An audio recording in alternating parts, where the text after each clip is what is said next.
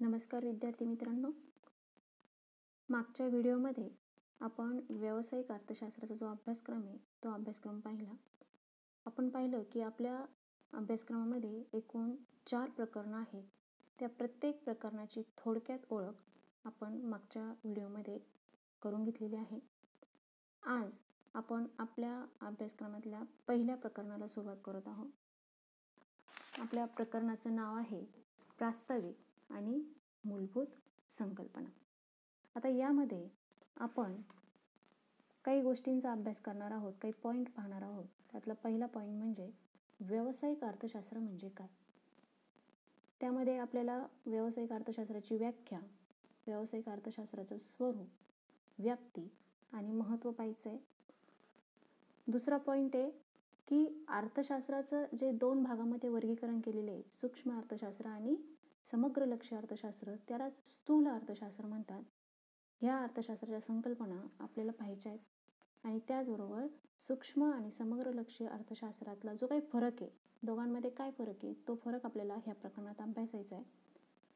त्यानंतर पुढचा पॉईंट आपल्याला पाहायचा आहे की अर्थशास्त्रामध्ये जे वेगवेगळ्या प्रकारचे सिद्धांत मांडले जातात, नियम सांगितले जातात, हे सिद्धांत, हे नियम स्पष्ट करण्यासाठी किंवा विश्लेषण करण्यासाठी जी साधनं वापरली जातात, त्या साधनांचा अभ्यास. ती साधनं कोणती? तर अनुसूची असेल, तक्ते, आकृत्या असतील, समीकरणं असतील किंवा दोघांमधला फलनात्मक संबंध असेल, हे सगळ्या साधने आपण ह्या प्रकरणामध्ये पाहणार आहोत. त्यानंतर अर्थशास्त्राचा अभ्यास करत असताना काही अशा मूलभूत संकल्पना आहे की त्या संकल्पनांचा आपण वारंवार वापर करत असतो. ठिकठिकाणी त्या संकल्पनांचा आपल्याला वापर करावा लागतो. मग त्यामध्ये कुटुंबे, उपभोक्ता, उद्योग संस्था, संयंत्र, उद्योग ह्या संकल्पनाचा आपण अभ्यास ह्या प्रकरणामध्ये करणार आहोत. आणि शेवटचा मुद्दा म्हणजे की उद्योग संस्थेचा अभ्यास करत असताना, व्यवसाय संस्थेचा अभ्यास करत असताना व्यवसाय संस्थेचे काही ध्येय असतात. कोणतीही व्यवसाय संस्था ज्यावेळेस सुरू होते, तिची स्थापना होते, तिचे काही उद्दिष्ट असतात. मग ती उद्दिष्ट काही आर्थिक असतात आणि काही आर्थिकेतर असतात. ते उद्दिष्ट आपण ह्या प्रकरणामध्ये पाहणार आहोत. असे एकूण 5-6 मुद्दे ह्या प्रकरणामध्ये आपल्याला समजून घ्यायचे आहे, त्यांचा आपल्याला अभ्यास करायचा आहे. ठीक आहे. तर आपण आपल्या प्रकरणाला सुरुवात करूया. पण त्यापूर्वी बघा, व्यावसायिक अर्थशास्त्राचा अभ्यास करण्यापूर्वी अर्थशास्त्र म्हणजे काय हे माहीत असणं आपल्याला गरजेचं आहे. आता मला माहिती आहे तुम्ही 11वी आणि 12वीला अर्थशास्त्र म्हणजे काय किंवा अर्थशास्त्राची एक ओळख तुम्हाला आहे. तर अर्थशास्त्र म्हणजे काय, तर तुम्हाला माहिती आहे की मानवाच्या ज्या गरजा आहे त्या गरजा अमर्यादित स्वरूपाच्या. खूप साऱ्या गरजा आपल्याला दिवसभरामध्ये असतात. मी नेहमी म्हणत असते की प्रत्येक व्यक्तीला झोपेतून उठल्यापासून तर रात्री झोपेपर्यंत असंख्य वस्तूंची त्याला गरज पडत असते. ठीक आहे. म्हणजे मानवी गरजा ह्या कशा आहे? अमर्यादित आहे. परंतु ह्या अमर्यादित गरजा पूर्ण करण्याचं जे साधन आहे त्याला आपण पैसा म्हणतो. हे साधन मात्र कसं आहे? मर्यादित आहे. त्यामुळे अमर्याद गरजा आणि मर्यादित साधन यांचा मेळ घालत असताना व्यक्तीसमोर अनेक समस्या निर्माण होतात, अनेक प्रश्न निर्माण होतात. मग ह्या प्रश्नाची सोडवणूक ज्या शास्त्रामध्ये केली जाते त्याला आपण म्हणतो अर्थशास्त्र. ठीक आहे. म्हणजे अर्थशास्त्रामध्ये अर्थविषयक आणि व्यक्तीच्या ज्या काही आर्थिक वर्तणूक आहे त्या आर्थिक वर्तणुकीचा अभ्यास आपल्या अर्थशास्त्रामध्ये केला जातो. आता ह्या अर्थशास्त्राचं 2 भागामध्ये विभागणी झालेली हे आपल्याला माहिती आहे. एक म्हणजे सूक्ष्म अर्थशास्त्र आणि दुसरं म्हणजे समग्र लक्षी अर्थशास्त्र. आता ह्या दोन्ही अर्थशास्त्र आपल्याला माहिती आहे. दोन्हींचाही अभ्यास आपण थोडंफार प्रमाणात 11वी-12वीला केलेला आहे. सूक्ष्म अर्थशास्त्र म्हणजे लहानातल्या लहान घटकांचा अभ्यास करणारं शास्त्र, आर्थिक घटकांचा अभ्यास करणारं शास्त्र. आणि समग्र लक्ष्य अर्थशास्त्र म्हणजे काय? समग्र पातळीवरचा अभ्यास, मोठ्या पातळीवरचा जो अभ्यास आहे तो अभ्यास या समग्र लक्ष्य किंवा स्थूल अर्थशास्त्रामध्ये केला जातो. ठीक आहे. परंतु आपण पाहतो की दिवसेंदिवस किंवा अलीकडील काळात आपल्याला पाहायला मिळतं अर्थशास्त्राची जी व्याप्ती आहे ही व्याप्ती दिवसेंदिवस फार मोठ्या प्रमाणात वाढताना आपल्याला दिसते. म्हणजे अर्थशास्त्राचा जो अभ्यास आहे त्या अभ्यासाचं जे कार्यक्षेत्र आहे हे कार्यक्षेत्र अतिशय व्यापक होताना आपल्याला पाहायला मिळते.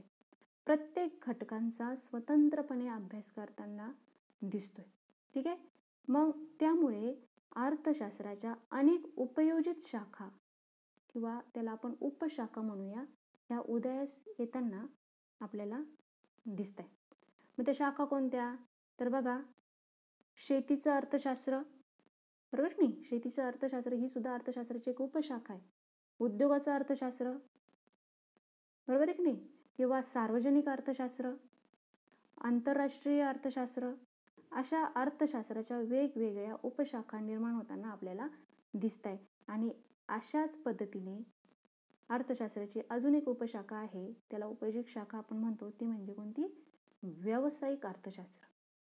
येते एक लक्षात? मग आता व्यावसायिक अर्थशास्त्र ही शाखा का निर्माण झाली किंवा व्यावसायिक अर्थशास्त्राचा अभ्यास का केला जाऊ लागला? तर आपण पाहतो की अलीकडील काळामध्ये व्यवसायांच्या संख्येमध्ये फार मोठ्या प्रमाणात वाढ होताना आपल्याला दिसते. म्हणजे नवनवीन व्यवसाय उदयास येताना आपल्याला दिसत आहे.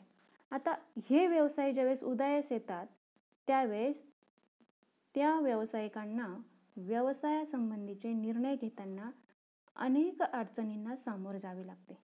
किंवा एखादा व्यवसाय ज्यावेळेस सुरू करायचा असतो त्यावेळेस त्या व्यावसायिकाला अनेक निर्णय घ्यावे लागतात. मग ते निर्णय कोणते? तर कोणत्या वस्तूचं उत्पादन करायचं, बरोबर की नाही? कोणताही व्यावसायिक ज्यावेळेस व्यवसाय सुरू करतो त्यावेळेस त्याचा पहिला प्रश्न हाच असतो की मला व्यवसाय सुरू करायचा आहे, मग कोणत्या वस्तूचं उत्पादन करायचं आहे, बरोबर की नाही? मग असा प्रश्न. त्याचबरोबर मग कोणत्या वस्तूचं उत्पादन करायचं आहे ह्या प्रश्नाची सोडवणूक झाल्यानंतर किती प्रमाणात उत्पादन करायचं, कशा पद्धतीने उत्पादन करायचं. म्हणजे आपल्याकडे दोन उत्पादन तंत्र आहे बघा, एक म्हणजे श्रमप्रधान तंत्र आणि दुसरं म्हणजे भांडवल प्रधान तंत्र. मग मी एखादा व्यवसाय सुरू करत असताना मी ह्या दोन तंत्रज्ञानापैकी कोणत्या उत्पादन तंत्राचा वापर करायचा, हा सुद्धा फार मोठा मूलभूत आर्थिक प्रश्न आहे, बरोबर की नाही? झालेल्या उत्पादनाची विक्री कशा पद्धतीने करायची, बाजारपेठांचा शोध कशा पद्धतीने घ्यायचा, असे असंख्य जे उत्पादन घटक व्यवसायामध्ये वापरायचे, त्या उत्पादन घटकाची उपलब्धता कशा पद्धतीने होईल, घेतले उत्पादन घटक. आता कोणते उत्पादन घटक? तर तुम्हाला माहिती आहे कोणताही व्यवसाय सुरू करत असताना आपल्याला 4 उत्पादन घटक कामावर घ्यावे लागतात: भूमी, श्रम, भांडवल आणि संयोजन. हे 4 उत्पादन घटकाशिवाय कोणताच व्यवसाय सुरू होऊ शकत नाही. मग हे उत्पादन घटक कामावर घेतल्यानंतर त्यांना मोबदले पण द्यावे लागतात.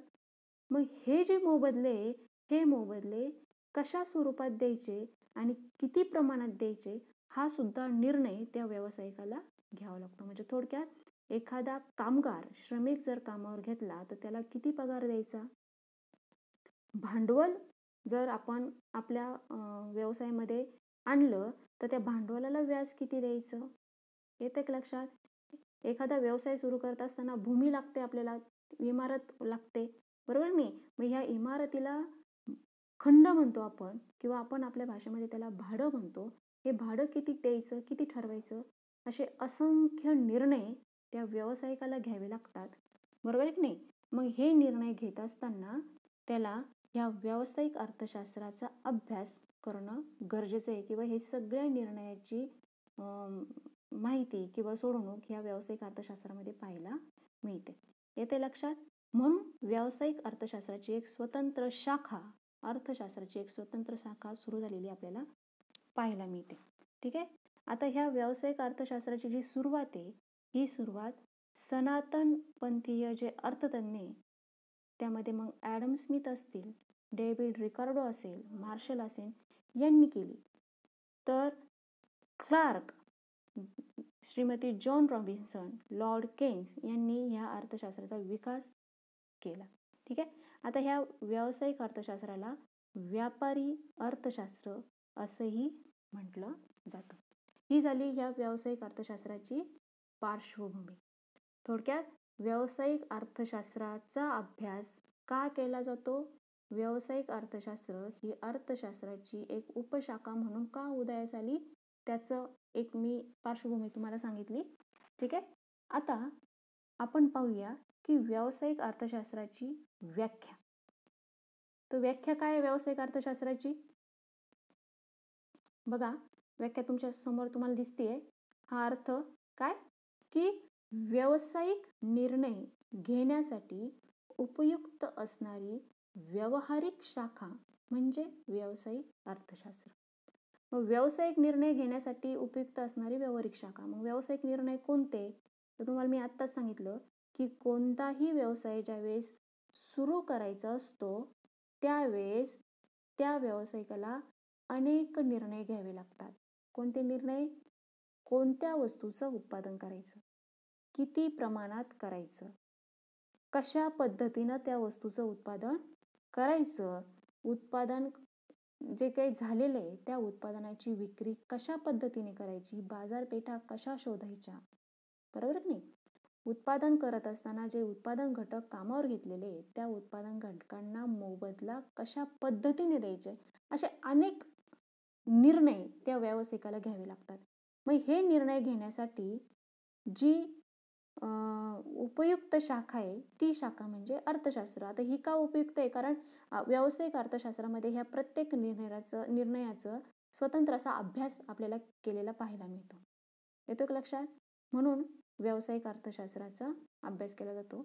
दुसरी व्याख्या आपल्याला अशी सांगता येईल की व्यावसायिक परिस्थितीचे विश्लेषण करण्यासाठी अर्थशास्त्रीय सिद्धांताचा वापर करणारी अर्थशास्त्राची शाखा म्हणजे व्यावसायिक अर्थशास्त्र होय.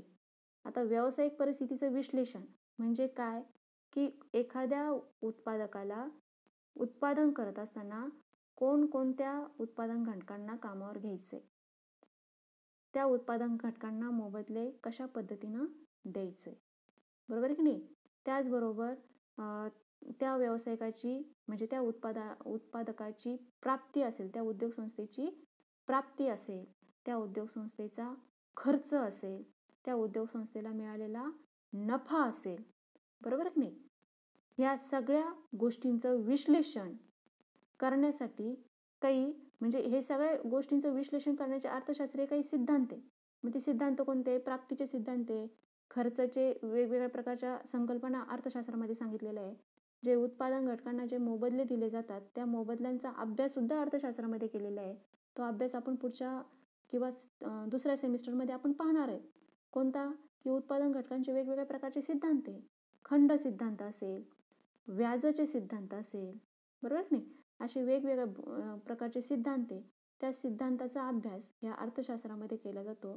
म्हणून व्यावसायिक परिस्थितीचं विश्लेषण करण्यासाठी अर्थशास्त्रीय सिद्धांताचा वापर करणारी अर्थशास्त्राची शाखा म्हणजे व्यावसायिक अर्थशास्त्र होय.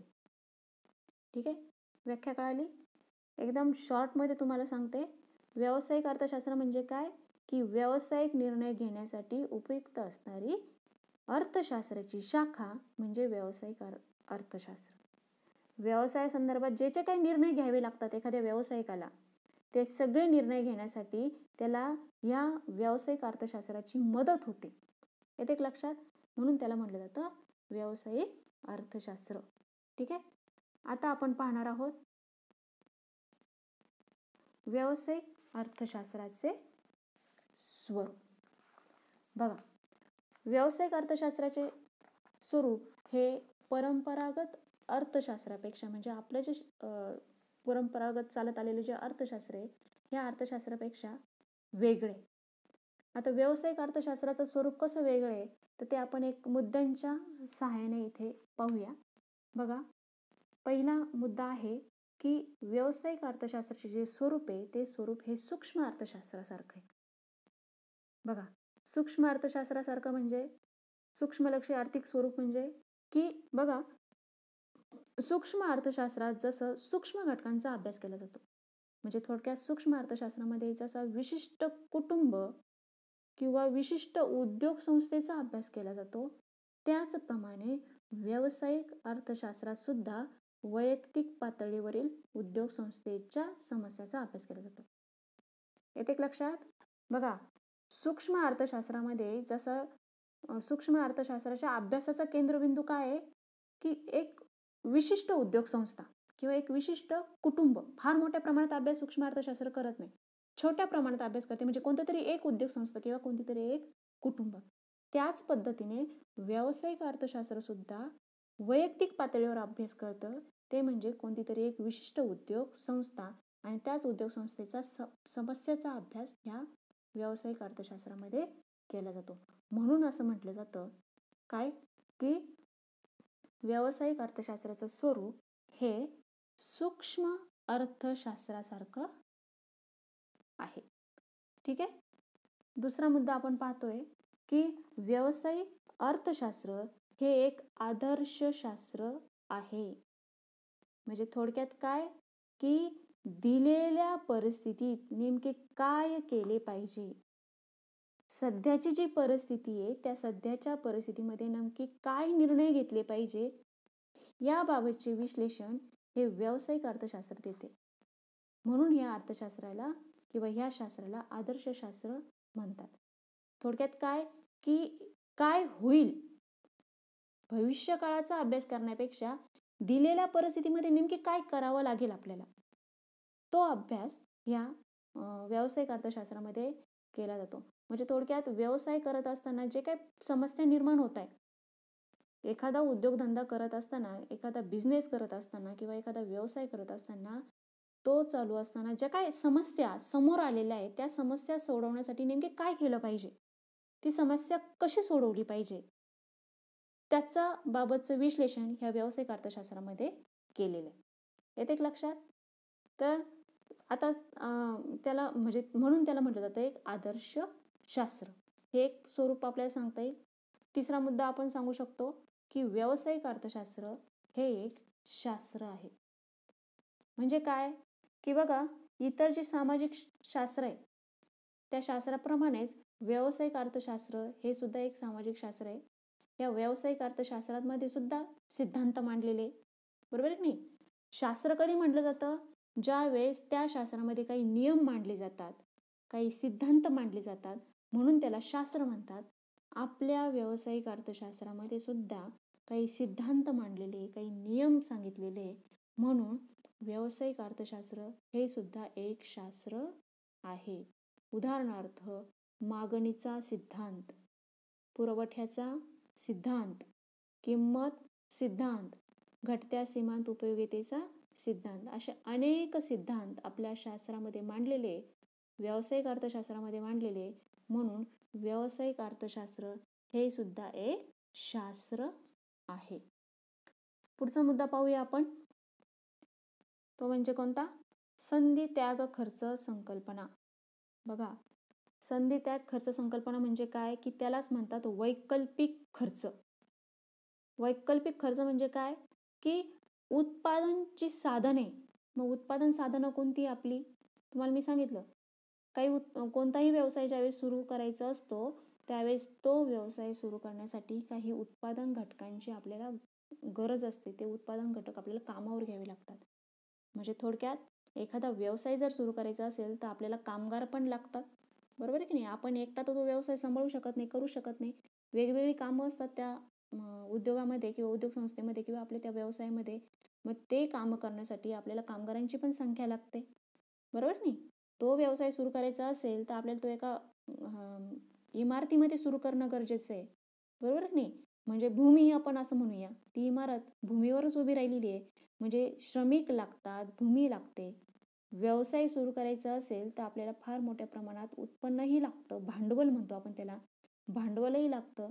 सगळंच भांडवल आपल्या घरात नसतं, आपल्याला ते भांडवल व्याजाने पण घ्यावं लागतं, बँकेकडनं लोन घ्यावं लागतं. येते लक्षात? हा सुद्धा एक उत्पादन घटक आहे, भांडवल. म्हणजे भूमी, श्रम, भांडवल आणि संयोजन हे 4 उत्पादन घटक कामावर घेतल्याशिवाय व्यवसाय सुरू होऊ शकत नाही. पण हे उत्पादन घटक कसे? दुर्मिळ. येते लक्षात? दुर्मिळ, मर्यादित, परंतु ते कसे पर्यायी उपयोगाचे पण आहे. म्हणजे थोडक्यात एक कामगार जर एका व्यवसायामध्ये काम करत असेल तर त्याच वेळेस त्याला दुसऱ्या व्यवसायामध्ये काम करता येत नाही.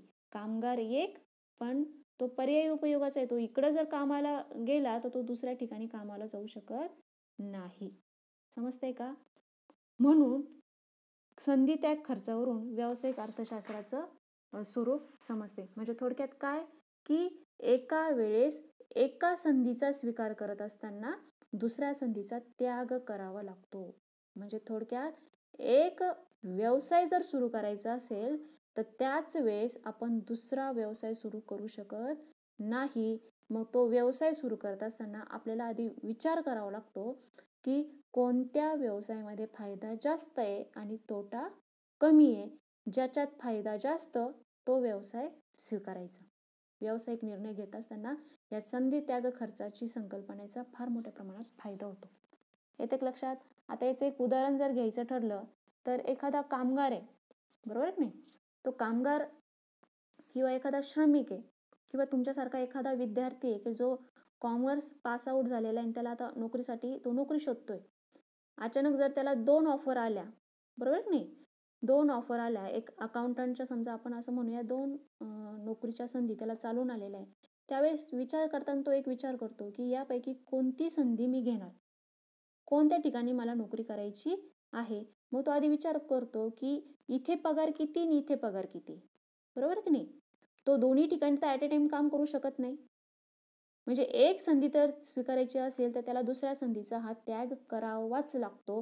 तो एकाच ठिकाणी नोकरी करू शकतो, दुसऱ्या ठिकाणी नोकरीला जाऊ शकत नाही. म्हणून काय, की मग तो तिथं विचार करतो की जिथं पगार जास्त तो तिथं जाणार, जिथं तोट्यापेक्षा फायदा जास्त आहे तिथं त्या नोकरीचा तो काय करणार, विचार करणार. यालाच म्हणतात संधी त्याग खर्च. येतं लक्षात? या संधी त्याग खर्चाची संकल्पना ही व्यावसायिक अर्थशास्त्रामध्ये फार महत्वाची आहे. ठीक आहे. आता स्वरूपामधला 5वा जो मुद्दा आहे तो 5वा मुद्दा आपण पाहूया, घटते सीमांत फल. ठीक आहे. आता घटते सीमांत फल बघत असताना किंवा सीमांत विश्लेषण बघत असताना, एक मिनिट,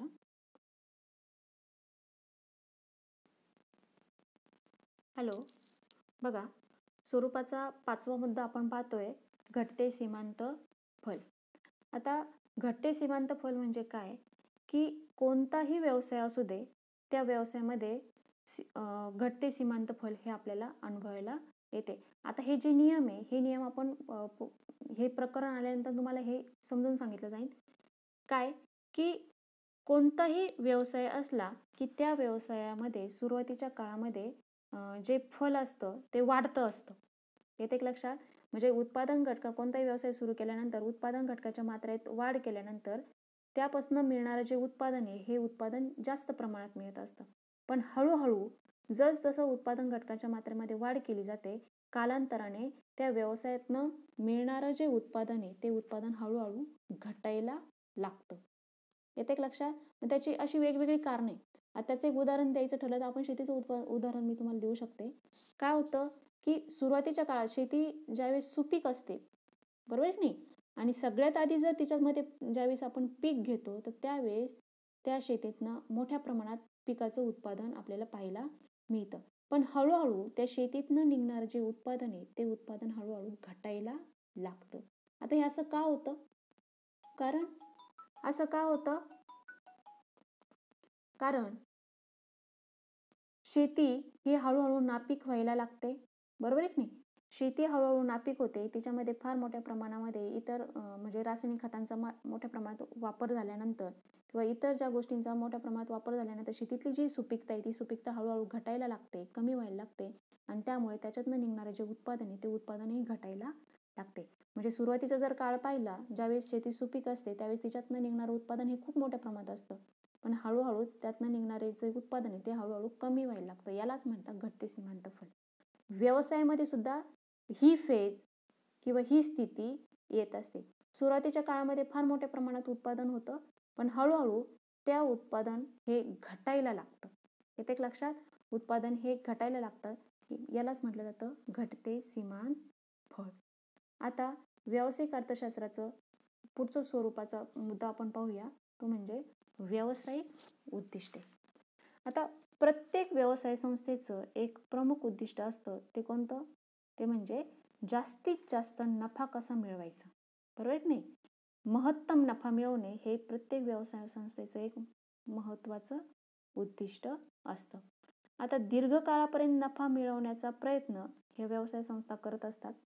नफ्याबरोबरच व्यवसाय संस्था सुरक्षितता, दर्जा आणि आर्थिक बळ वाढवणे यालाही प्राधान्य देत असतात, बरोबर नाही? ही व्यावसायिक उद्दिष्ट आहे.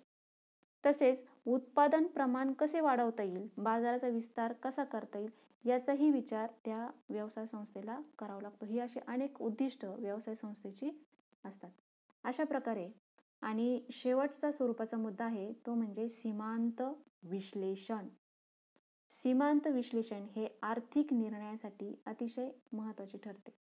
उपभोक्ता वस्तूची खरेदी करताना सीमांत उपयोगितेचा विचार करतो. म्हणजे थोडक्यात काय, की एखादी वस्तू खरेदी करत असताना त्यापासून मला जास्तीत जास्त समाधान कसं मिळेल, बरोबर आहे की नाही? महत्तम समाधान कसं मिळेल असा उपभोक्ता विचार करत असतो.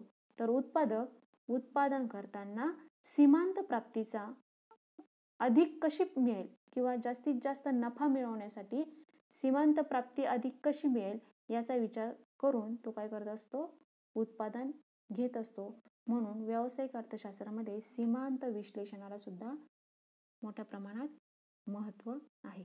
अशा प्रकारे 7 व्यावसायिक अर्थशास्त्राचे स्वरूपाचे 7 मुद्दे आपण इथे स्पष्ट केलेले आहे. पुढच्या व्हिडिओमध्ये आपण व्यावसायिक अर्थशास्त्राची जी व्याप्ती आहे त्या व्याप्तीचा अभ्यास करणार आहोत. ठीक आहे, चालेल. मग भेटूया पुढच्या व्हिडिओमध्ये.